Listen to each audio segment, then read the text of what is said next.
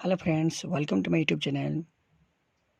दोस्तों, आज मैं आप लोगों के सामने बिहार बोर्ड एनसीईआरटी कक्षा 8 सब्जेक्ट साइंस विषय विज्ञान अध्याय पहला नंबर 1 दहन और ज्वाला चीज़ों का जलना यानी चीज़ों का जलना, इसका मैं नोट्स बना के लाया हूँ। तो चलिए वीडियो को शुरू करते हैं। अगर आपका किसी कारणवश कोई क्लास छूट जाता है या फिर आप अच्छा से लिख नहीं पाते हैं या आपका राइटिंग ख़राब हो जाता है तो आप इस नोट्स को देखकर आंसर लिखने का तरीका सीख सकते हैं। तो चलिए वीडियो को शुरू करते हैं। और आप अगर किसी कॉम्पिटिटिव एग्ज़ाम का तैयारी करते हैं जैसे स्टेट, स्टेट, यूपीएससी, बीपीएससी, उसके लिए आपको एनसीईआरटी 6 क्लास से लेकर 12 क्लास तक का ज्ञान होना जानना अति आवश्यक है। तो चलिए वीडियो को शुरू करते हैं। एक्स्ट्रा क्वेश्चन है, तो देखिए पहला क्वेश्चन है कि दाह्य पदार्थ किसे कहते हैं, उदाहरण दें।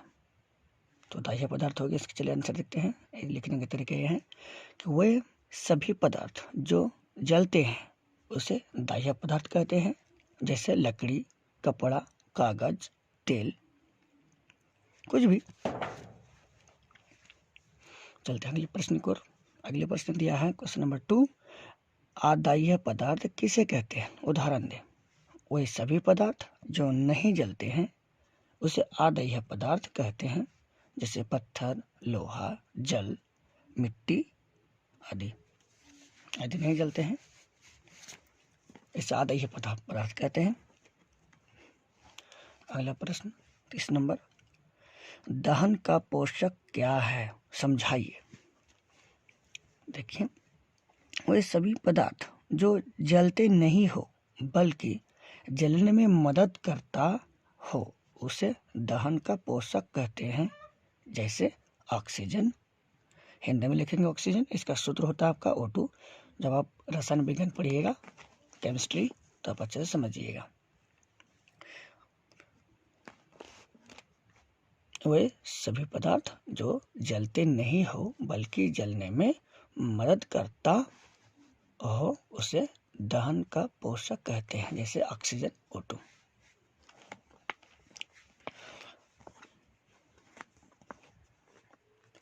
आग, चौथा नंबर क्वेश्चन, आग बुझाने वाले गैस का नाम क्या है।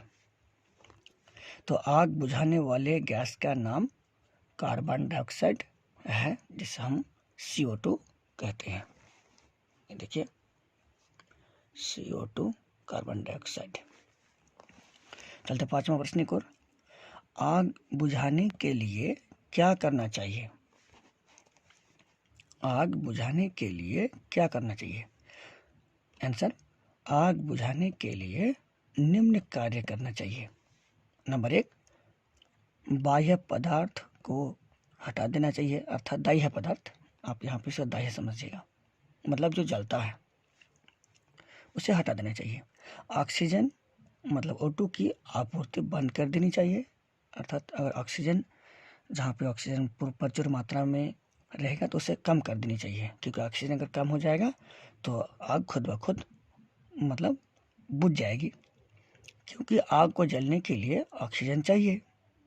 हमने यहाँ पहले देखा कि ऑक्सीजन के बिना आग नहीं जल सकती। तीसरा नंबर पे है, उसके ज्वलन ताप को कम कर देना चाहिए। हम लोग गांव घर में देखते हैं कभी कभी जब आग लग जाता है तो उसे पानी देके बुझा देते हैं, बुझ जाता है। वो लोग तो साइंस पढ़ा नहीं है, तभी ये जानते हैं कि अगर कोई दाह्य पदार्थ गीला हो जाएगा तो बुझ जाता है। वो इसलिए क्योंकि उसका ज्वलन ताप बढ़ जाता है, इसलिए वो आग बुझ जाती है। चलिए छठा क्वेश्चन को चलते हैं कि मोमबत्ती का खोज एवं आविष्कार किसने किया था। तो मोमबत्ती का खोज सर्वप्रथम चीन में 200 BC बिफोर क्राइस्ट, इसका मतलब है बिफोर क्राइस्ट में हुआ था। उस समय इसे ब्लू व्हेल जो मछली है के चर्बी से बनाया जाता था। उसके बाद यूरोप में जोसेफ मॉर्गन ने 1834 ईस्वी में प्राकृतिक वसा, तेल और मोम से बनने लगा। मोमबत्ती। अब अधिक लागत के कारण इसे तेल से बनाया जाता है। ये आपका इस क्वेश्चन का आंसर हो गया। अब इसे अच्छा से देख के नोट कर सकते हैं। चलते हैं, अब ये तो एक्स्ट्रा क्वेश्चन हो गया। अब आपका अभ्यास प्रश्न की ओर चलते हैं।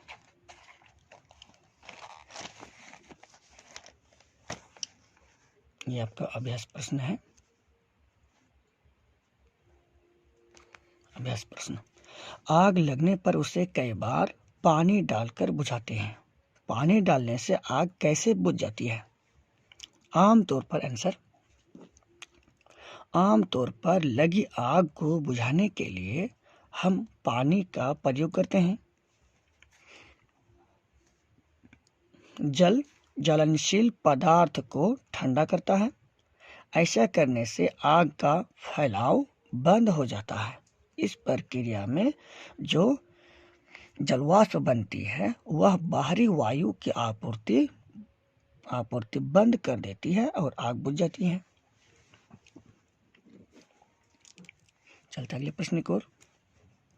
अभ्यास प्रश्न 2, मोमबत्ती की ज्वाला जब स्थिर हो तो कांच के प्लेट्स ले जाने पर काला वलय गोल क्यों बनता है? तो मोम एक ऊर्जा का रूप है। आंसर हो गया इसका आपका, मोम एक ऊर्जा का रूप है जो कार्बन तथा हाइड्रोजन से मिलकर बनी होती है। हाइड्रोजन जिसका सूत्र आपका होता है H2, जलकर जलवाष्प बनाता है एवं यह कार्बन को भी जलाता है। दोनों ज्वाला के साथ जलते हैं। लौ के इस दूसरे हिस्से में मोम के जलने से कार्बन मौजूद होता है, जिसके कारण कांच के प्लेट ले जाने पर काला वलय बनता है।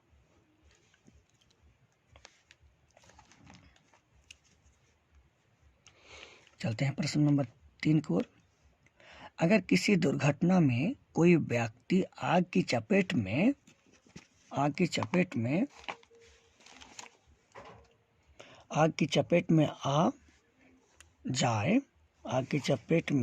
जाए तो उसे कंबल में लपेट दिया जाता है। ऐसा क्यों? आंसर, जब कोई व्यक्ति आग की चपेट में आता है तो उसे बचाव के लिए कंबल में लपेट दिया जाता है, क्योंकि जलना एक रासायनिक प्रक्रिया है जिसमें 3 चीजों की आवश्यकता होती है। नंबर 1, ज्वलनशील पदार्थ का होना। नंबर 2, ज्वलन ताप तक पहुंचने का उपाय। नंबर 3, हवा की जरूरत, हवा मतलब ऑक्सीजन की जरूरत।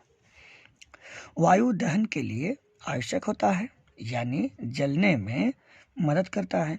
कंबल में लपेट देने से शरीर का हवा से संपर्क खत्म हो जाता है, बंद हो जाता है, अतः बिना हवा के आग बुझ जाती है।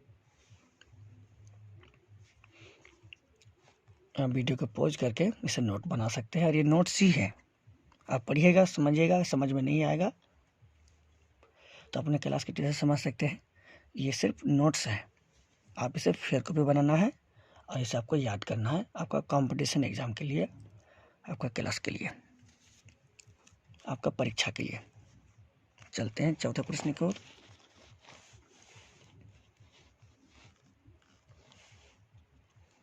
चार नंबर, कभी कभी जंगल में अपने आप आग लग जाती है, ऐसा कैसे होता होगा? तो गर्मियों के मौसम में बहुत अधिक गर्मी पड़ने पर कुछ स्थानों में सूखी घास आग पकड़ लेती है, जिससे पूरा जंगल ही आग की लपेट में आ जाता है, जिसे दावानल कहते हैं। गर्मी या पेड़ के बीच घर्षण से उसका तापमान बढ़ जाता है और धीरे धीरे वह तापमान पर पहुंच जाता है जहां पदार्थ जलना शुरू कर देता है, अतः इस प्रकार जंगलों में स्वतः आग लग जाती है।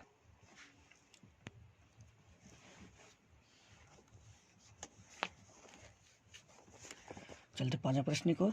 आप अगर इसे यह पेड़ है और है। नंबर 6 5 गोलू ने आधा पेट्रोल और आधा पानी लेकर एक मिश्रण बनाया। उसने एक कपड़े को इस मिश्रण में भिगो दिया तथा इसे माचिस की तीली से जलाया, पर कपड़ा नहीं जला। ऐसा कैसे हुआ? चलिए इसके आंसर लिखिए। किसी पदार्थ को जलने के लिए ज्वलन ताप तक पहुंचना होता है। पेट्रोल का ज्वलन ताप पानी के ज्वलन ताप से कम होता है, जिसके कारण पेट्रोल पहले आग पकड़ लेता है और पानी से भीगी तौलिया ज्वलन ताप तक नहीं पहुंच पाती है, जिसके कारण वह जलने से बच जाता है। आप थोड़ी इधर कर लीजिए, इधर करके लिख सकते हैं।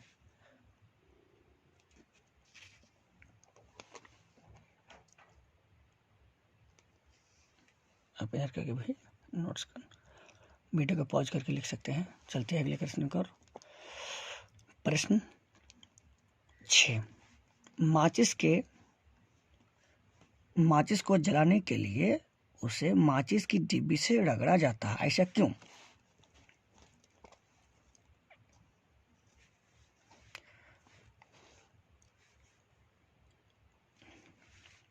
माचिस को जलाने के लिए उसे माचिस की डिब्बी से रगड़ा जाता है, ऐसा क्यों? आंसर, चूंकि लाल फास्फोरस अपने आप आग नहीं पकड़ता, बल्कि रगड़ने पर ही जलता है। अपने घरों में जो आप माचिस की डिब्बी देखते हैं, उसमें लगी रसायन पोटेशियम क्लोरेट होता है। डिब्बी पर लाल फास्फोरस और सल्फर लगा होता है, जिससे माचिस की तीलियां डिब्बी पर रगड़ने से आसानी से आग पकड़ जल उठती है। चलते हैं 7वां प्रश्न की ओर। 7 नंबर है, ज्वाला के तीनों क्षेत्र दिखाइए। मोमबत्ती की ज्वाला के 3 क्षेत्र होते हैं: बाहरी भाग, मध्य भाग, आंतरिक भाग। बाहरी भाग, यह भाग नीला तथा आदीप्त होता है। यह पूर्ण दहन, ये देख सकते हैं, यहाँ पूर्ण दहन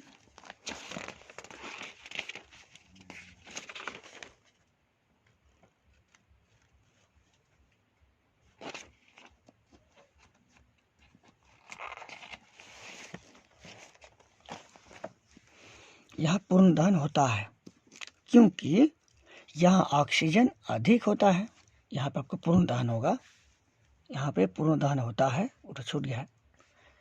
पूर्ण दहन होता है क्योंकि यहाँ ऑक्सीजन O2 अधिक होता है। यह सबसे गर्म भाग होता है। भाग नंबर 2,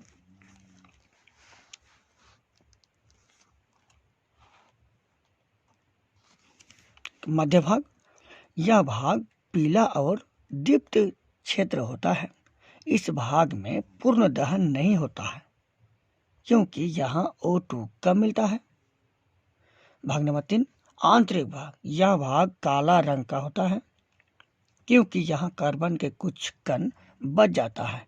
यह भाग सबसे कम गर्म होता है। ये काला वाला हिस्सा, ये वाला काला वाला हिस्सा। आखिरी प्रश्न इस चैप्टर का, घर में आग लगने से बचने के लिए आप क्या क्या करते हैं? इसकी चर्चा आप अपने दोस्तों से कीजिए।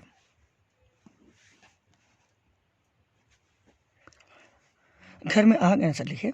घर में आग लगने से बचने के लिए उपाय निम्न है। 1 नंबर, अति ज्वलनशील पदार्थ को सुरक्षित या आग से दूर रखना। नंबर 2, जहां तहां आग को ले जाने से बचना। नंबर 3, बीड़ी सिगरेट आदि को सुरक्षित जगह पर पीना। नंबर 4, गर्मी के दिनों में दोपहर को आग न जलाना।